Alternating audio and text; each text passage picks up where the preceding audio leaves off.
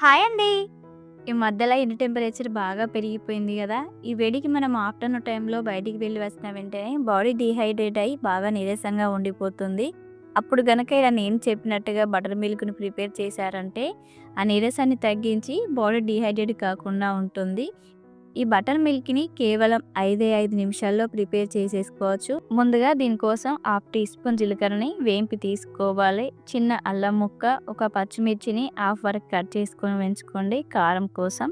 కొంచెం కొత్తిమీరను కాడలతో పాటు వేసుకోవాలి. బాగా మెత్తగా కాకుండా కచ్చా పచ్చగానే దంచుకోవాలి. చూడండి మీకు ఇక్కడ నేను వీడియోలో చూపిస్తున్న విధంగా దంచుకుంటే సరిపోతుంది. ఇప్పుడు దీన్ని పక్కన పెట్టేసుకుందాం. మిక్సీ జార్ తీసుకొని ఒక కప్ పెరుగును వేసుకోండి. దీంతో పాటే రుచికి సరిపడా సాల్ట్‌ను వేసుకోవాలి. పెద్ద గ్లాస్ చల్లటి వాటర్ పోసుకోండి.